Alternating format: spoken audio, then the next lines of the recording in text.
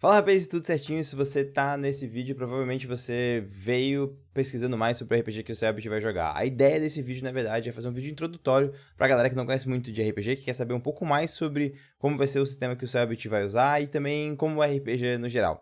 Então, cara, vamos fazer as coisas por partes, né? A primeira coisa, pra quem não sabia, é que o Cellbit ele vai fazer uma live no dia 29 desse mês agora, dia 29 do sábado, às 18 horas, ele vai fazer uma Twitch dele. E ele vai jogar uma mesa de RPG com uma galera muito da hora. E o que ele vai jogar, na verdade, é um RPG de investigação.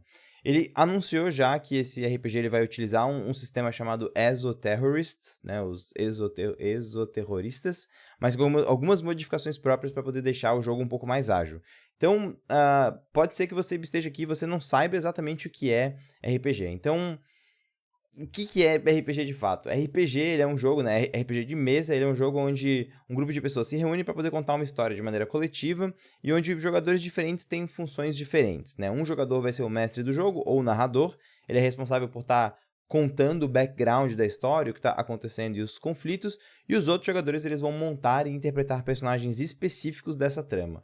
O RPG, ele não tem uma trama de fundo básica, assim, tipo, jogar RPG não é só jogar RPG de investigação, ou de fantasia medieval, ou de super-heróis, tem várias coisas diferentes, né? Na verdade, você pode encontrar hoje, basicamente, sistemas de RPG para tudo e qualquer coisa que você quiser, né? Talvez o mais conhecido seja Dungeons and Dragons, no Brasil a gente tem Tormenta, mas tem outros muito icônicos como Vampiro à Máscara, Mutantes e Malfeitores, 3DT, e aí vai mais 1 milhão de jogos, né? Tipo Dragon Age, tipo a Guerra dos Tronos, enfim, tem bastante coisa. Mas a mecânica básica permanece a mesma, onde existem jogadores que interpretam personagens e um outro jogador que é o narrador. Mas e o RPG do Cellbit? Como é que ele entra nisso tudo? O Cellbit ele anunciou que ele ia fazer esse jogo baseado muito numa ideia que ele tinha de história, de conflitos, e que ele trouxe isso e ele encontrou esse sistema que poderia comunicar melhor o que ele estava querendo. Mas também ele já anunciou que ele vai usar um pouco da base do cenário desse jogo e bastante coisa que ele criou. Então, para a gente entender um pouco de qual que é o cenário base desse Exoterroristas, eu resolvi criar assim um pouco de um guia rápido para esse cenário, porque talvez ele utilize algumas coisas bem específicas do cenário, talvez não. Então, essa é o que a segunda edição desse tipo de jogo coloca. Eu estou colocando o link no descritivo do vídeo para vocês acessarem aonde encontrar esse jogo. Mas, basicamente, nesse jogo, você interpreta um investigador de uma organização secreta chamada OV, que é a Ordo Veritas, tive que anotar direitinho esse nome, que é uma organização que jurou proteger o mundo contra ameaças sobrenaturais de uma outra organização chamada Exoterroristas. Esses exoterroristas, eles utilizam de poderes esotéricos, né, místicos, assim, para poder atormentar o mundo. Basicamente, eles usam o sobrenatural para poder criar conflito no mundo. E você é um agente dessa OV, você vive uma vida dupla, cara. Você é um civil, talvez você seja, sei lá, um programador, um investigador particular, sei lá, um professor de escola, alguma parada desse gênero, mas você também vive essa vida secreta onde você é um agente da OV. E o seu objetivo no jogo não é viver a sua vida cotidiana, é na verdade viver a sua vida de investigador do sobrenatural. O legal desse jogo é que ele pega o nosso mundo e ele dá um twist. Então, basicamente, imagine o mundo que a gente tem hoje em dia. O jogo ele fala que você pode trabalhar em décadas diferentes para poder jogar esse jogo, mas uma coisa permanece a mesma. Existe o sobrenatural e elas consomem uma parada chamada sanidade para continuar existindo. Então, fantasmas, por exemplo, existem e podem continuar existindo, mas eles precisam existir mediante o consumo de sanidade da mente das pessoas.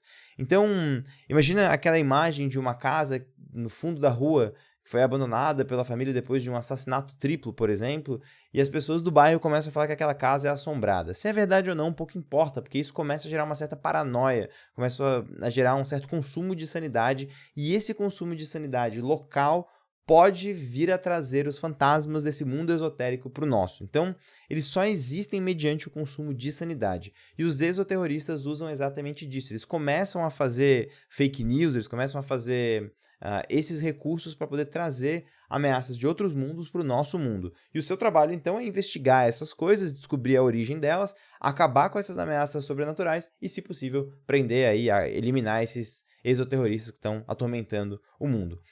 Claro que isso pode ser que consuma sua sanidade no processo, trazendo ainda mais terrores para o nosso mundo, né? Então, é um jogo legal, essa temática de sanidade ela já apareceu em outros jogos, né? Como, por exemplo, Chamado de Cthulhu, e outros jogos Lovecraftianos, assim, que também trazem essa pegada. Jogo de terror e horror normalmente tem esse fio. Eu não sei se o Cellbit vai trabalhar necessariamente com o horror, mas eu sei que a questão da investigação vai estar muito presente. Mas, assim, RPG é um jogo, né? Ele essencialmente é um jogo. Isso significa que ele precisa ter regras para acontecer. A gente diz que o RPG, quando ele não tem regras, ele é um freeform. Ele não tá errado. A gente não tá aqui para poder julgar se um RPG que tem regra é melhor ou pior do que um que não tem. A questão não é essa.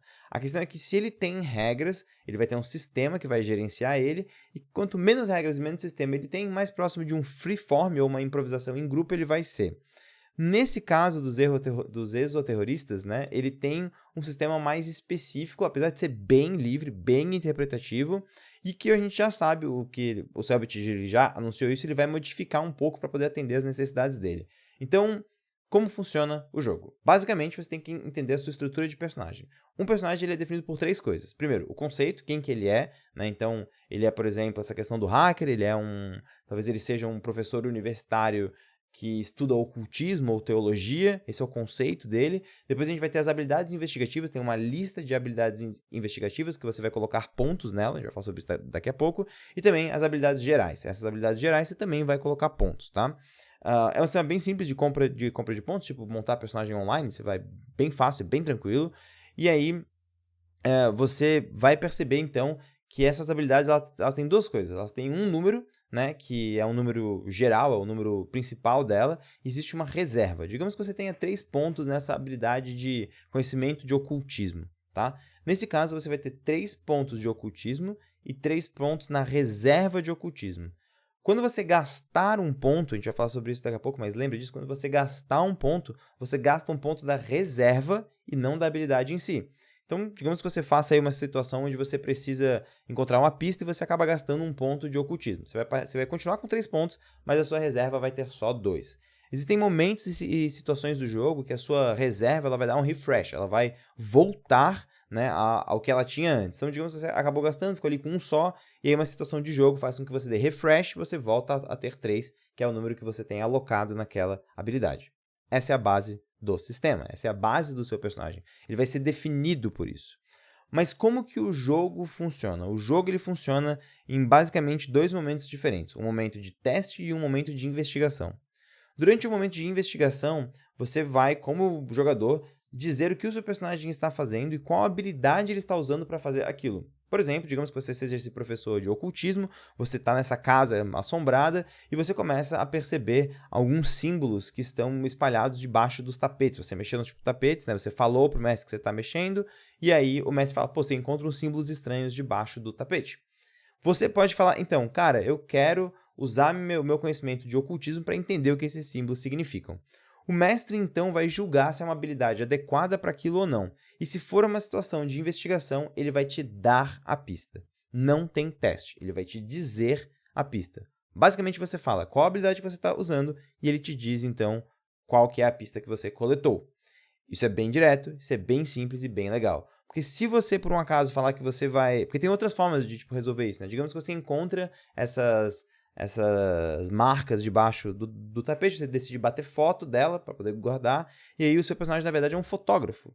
E mais tarde, quando ele for revelar essas fotos, ele vai tentar utilizar sistemas digitais para poder ampliar a foto e saber com o que foi feito, qual o material que foi usado para poder fazer esses símbolos no chão. E o mestre pode falar, pô, isso é ultra adequado, vou te dar mais uma pista. Ele te diz, então, o que é.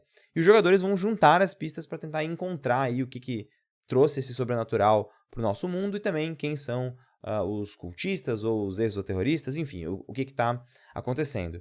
E o legal é que isso gera uma interpretação bem livre, bem fluida do jogo. Ele é um jogo dinâmico, né? Ele foi feito para ser dinâmico. Mas existem algumas situações onde existe um risco, e nesse momento é necessário fazer um teste. Digamos que o seu personagem nessa mesma situação, tá? Ele foi ali, olhou, viu que tinha uns símbolos esotéricos, e ele acabou mexendo nesses símbolos, e aí isso acabou fazendo com que a casa, por exemplo, começasse a colapsar. Isso pode pedir um teste físico do seu personagem para ele correr da casa e não ser soterrado pelos escombros, por exemplo. Nesse momento, quando existe um risco e não é necessariamente uma investigação, aí é necessário um teste. E como que o teste funciona? Você vai pegar a primeira coisa, né? Você vai dizer para o mestre qual é a situação, né, que está acontecendo, o que você quer fazer. Aí o mestre vai dizer se é um teste ou não. Se for um teste, o mestre vai te dizer qual que é a dificuldade do teste. E ela vai variar entre 2, que é algo muito simples, ou 8, que é algo praticamente impossível. O mestre vai dizer qual que é a dificuldade.